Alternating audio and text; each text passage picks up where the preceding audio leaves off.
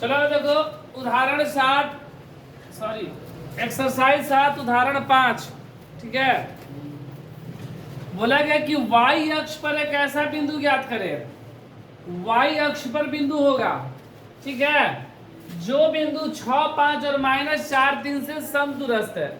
जैसे कि उदाहरण 4 में हम लोग पढ़े थे, वहां भी x y से समदूरस्थ दो बिंदु था और दोनों में संबंध ज्ञात करना था। यहाँ भी क्या बोला गया है कि यह भी क्या है, समदूरस्थ है, मतलब समान दूरी पर स्थित है। लेकिन वहां पर हमको बिंदु एक्स वाई दिया हुआ था कि एक्स वाई पर बिंदु है और वहां से दोनों बिंदु क्या है, समदूरस्थ है। लेकिन यहाँ पर एक दे दिया गया कि वाई अक्ष पर बिंदु है। तो ध्यान दो, ये बिंदु यहाँ पर एक हो गया, एक बिंदु यहाँ पर हो गया, ये बिंदु ए हो गया, ये बिंदु बी हो गया, ठीक है। और ये कितना है, 6, 5 और ये बिंदु -4, 3। और हमसे y अक्ष पे बोला गया है, ये देखो ग्राफ है, ये हम लोग का हो गया, इसको x अक्ष बोलते हैं, इसको x डैश, इसको y, इसको y डैश। अगर y अक्ष पे कोई बिंदु रहता है, यहाँ पर बिंदु हो या यहाँ पर कोई भी बिंदु y अक्ष पे रहेगा, क्योंकि y अक्ष की बात बोली गई है ना कि y अक्ष पे, तो y अक्ष पर अगर कोई बिंदु रहता है तो y अक्ष पे निर्देशांक क्या होता है। तो सबसे पहले यहाँ पर y अक्ष पे क्या होगा कि x का मान क्या होगा और y का मान क्या होगा, नहीं पता है ना।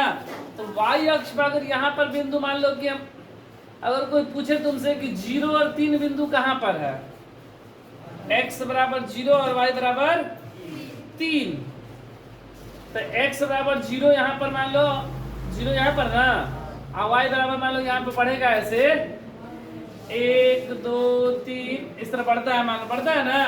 अगर हमसे 0 और 3 बोला गया तो यहाँ पर होगा ना 0 और 3, तो मतलब y अक्ष पर अगर कोई बिंदु रहता है तो उसका निर्देशांक 0 और y होता है।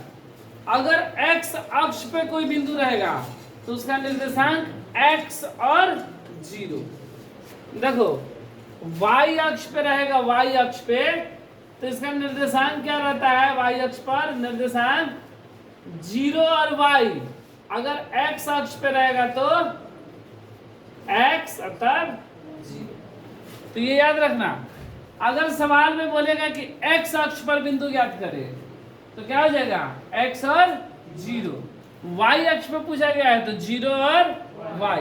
तो यहाँ पर एक बिंदु मान लो कि P बिंदु है जिसका निर्देशांक क्या हो जाएगा, 0 और y। क्यों 0 y, क्योंकि y अक्ष पर, और y अक्ष पर निर्देशांक क्या होता है, 0 और y।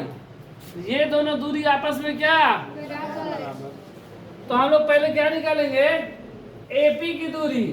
तो AP के लिए x1 y1, x2 y2, x1 का मान 5, 0 AP की दूरी, AP की बराबर रूट का x1 का स्क्वायर y2 y' y1 का स्क्वायर, 0 - 100 का स्क्वायर, 0 - 100 और y - 5, 0 में से 6 जाएगा -100 बचा। इसको देखो a² + b² - 2a, ये कितना हो गया, 36 + y² + 25 - 10y। अब ये हो गया मेरा कितना, y² + 36 + 25 - 10y, कितना हो गया, जोड़ देंगे तो 6 × 5 = 11 का 1 2 3 2 5 1 6 61 ना, -10y, समीकरण 1। ठीक है, फिर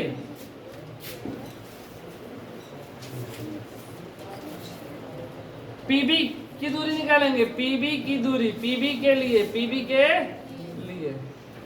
x1 y1, x2, y2, 0 y -4 3, यही ना।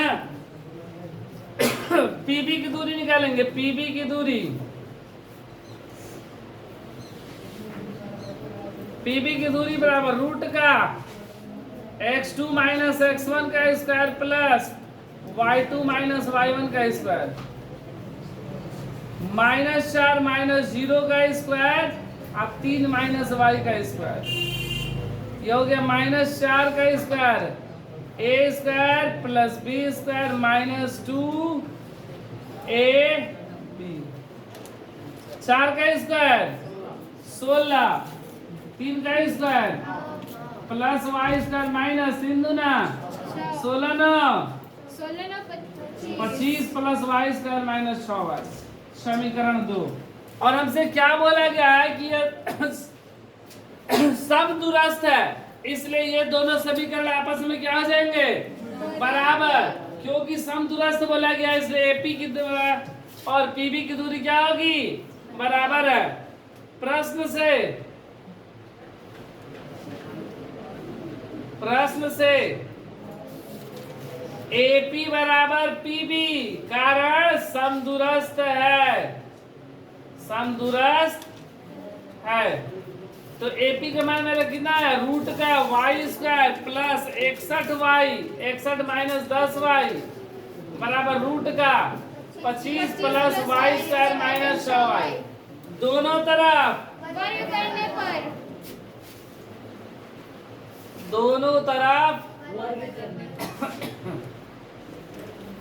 वर्ग करने पर वर्ग जैसे ही करेंगे रूट मेरा क्या हो गया, गायब। तो वाई स्क्वायर से Y square cancel, 61 minus 10y बराबर 25 माइनस 6y, 61 प्लस इधर आएगा तो माइनस 6y, माइनस इधर आएगा तो घट गया, 11 में से 6 गया, 11 में से 5 गया 6 ना, और कितना बचा, 5 में से 2 गया 3 बराबर, ये घट गया 10 से 6 गया 4y, तो 36, ये गुणा इधर आएगा तो भागा, तो कट गया 9, तो y बराबर 9। हमसे y अक्ष पर बिंदु पूछा गया था ना, इसलिए निर्देशांक कितना हो जाएगा, इसलिए P का निर्देशांक 9 नहीं होगा बाबू, निर्देशांक में हम लोग कितना माने थे, 0y ना, तो 0 और 9 आंसर।